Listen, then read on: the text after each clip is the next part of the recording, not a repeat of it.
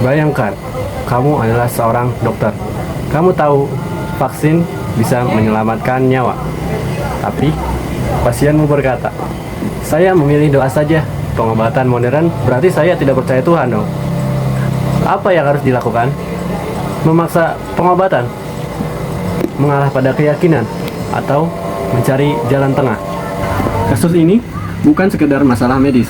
Ini adalah persoalan besar dalam filsafat ilmu tentang kebenaran, realitas, dan tanggung jawab moral manusia. Assalamualaikum warahmatullahi wabarakatuh. Halo semuanya. Hari ini kita akan bedah kasus dari pernyataan tersebut melalui 3 sudut pandang. Yang pertama melalui sudut epistemologi, kedua ontologi, dan terakhir aksiologi.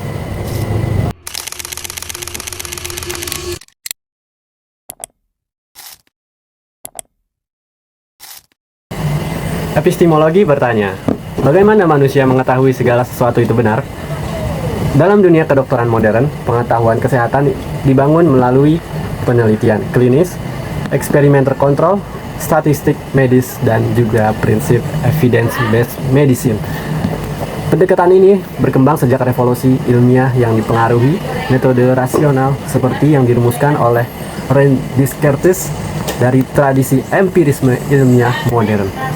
Yang artinya, dokter ini percaya pengobatan karena terbukti bekerja secara ilmiah. Namun, pasien memiliki epistemologi berbeda.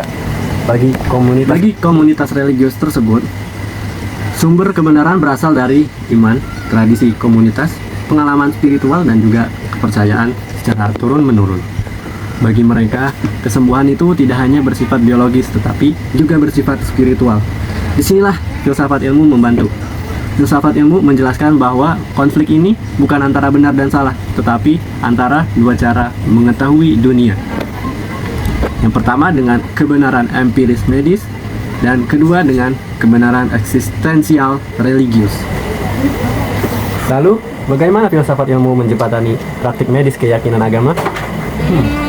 Filsafat ilmu mengajarkan prinsip penting. Yang pertama yaitu metode ilmiah. Ini menjelaskan bagaimana penyakit bekerja. Lalu agama memberi makna tentang mengapa manusia sakit dan berharap sembuh. Lalu jembatan terjadi ketika dokter tidak menyediakan iman pasien, tetapi mengintegrasikan komunikasi ilmiah dengan penghormatan terhadap keyakinan. Bukan mengganti doa dengan obat, melainkan menunjukkan bahwa keduanya bisa berjalan bersama. Sekarang kita masuk ke bagian ontologi.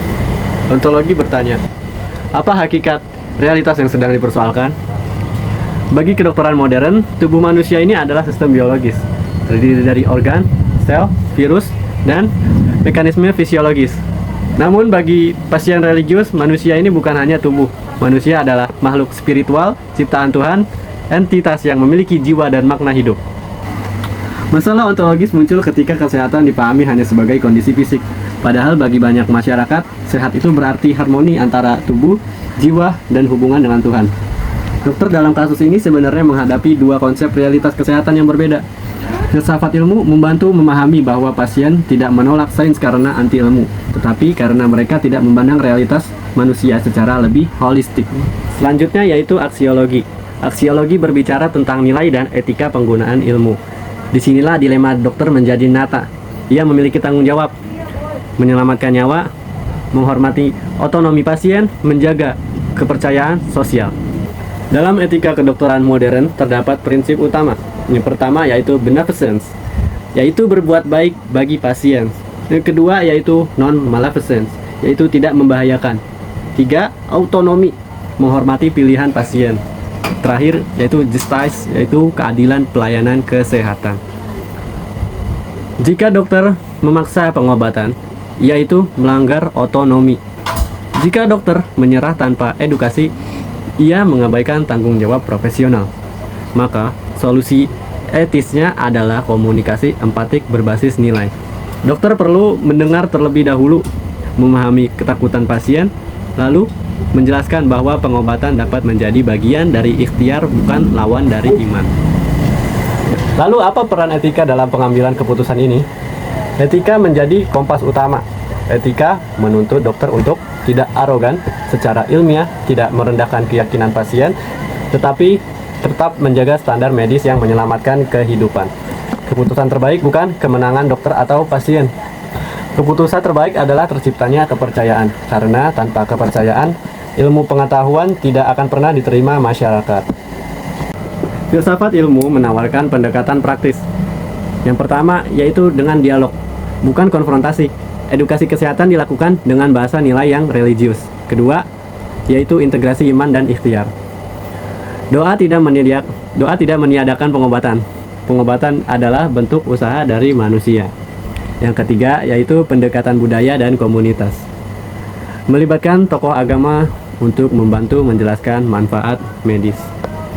Ketika sains menghormati iman, masyarakat bisa lebih terbuka untuk menerima ilmu.